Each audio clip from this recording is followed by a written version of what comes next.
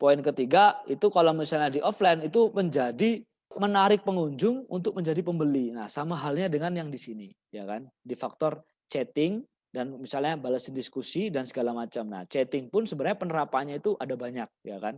Nah, cuman yang kita bahas yang di sini tuh secara umum aja kan, karena chatting itu gimana caranya supaya kita membalasnya itu dengan fast respon, itu yang terpenting dan itu juga akan mempengaruhi algoritma. Karena kalau misalnya ada chatting saat ini terus kita balasnya besok, maka toko kita, itu hitungannya akan membalas chatting 24 jam lebih. Nah, harusnya memang di bawah 1 jam.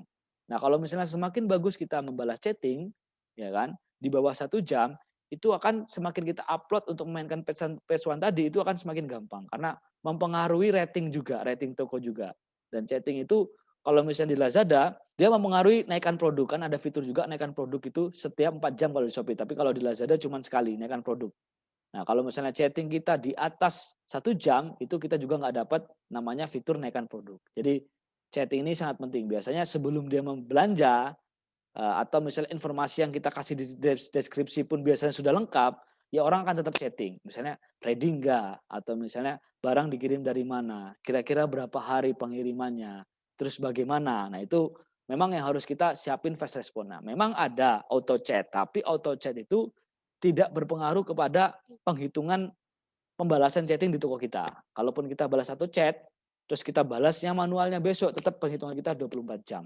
Karena ya chatting itu sangat penting. Karena pengunjung udah datang, terus kita nggak layani, sama seperti di offline tadi, ya sia-sia, pengunjung itu banyak yang datang, cuman konversinya sedikit, yang datang sehari 1.000, yang beli nggak ada. Itu karena memang kita dalam chattingnya buruk. Dan kalau misalnya chatting kita makin hari makin buruk, ya bisa-bisa besok-besok atau kapan harinya kita nggak akan tampil lagi di page one.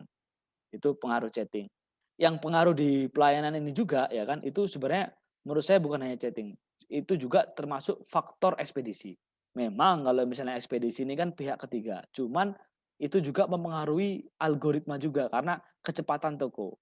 Nah, memang kadang customer juga ngamuknya ke toko kalau misalnya, dia lama dari estimasi. Estimasi misalnya 1 sampai 4 hari, ternyata nyampainya 1 minggu. Nah, dia pun yang ditanya di toko, "Mas kenapa kok Kak, kenapa kok misalnya barang saya belum datang?" Padahal sebenarnya kita sudah mengirim tepat waktu.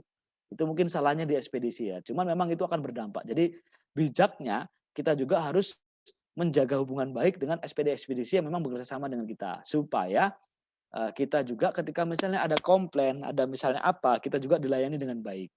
Atau misalnya jangan sampai ada, servis khusus lah untuk ke toko kita supaya memang toko kita ini, optimal dalam hal pengirimannya. Bisa kita bedain dengan warnanya, warna packaging atau apa. Ya, intinya memang kita harus berhubungan baik dengan ekspedisi karena memang itu sangat berpengaruh penting dalam hal pelayanan.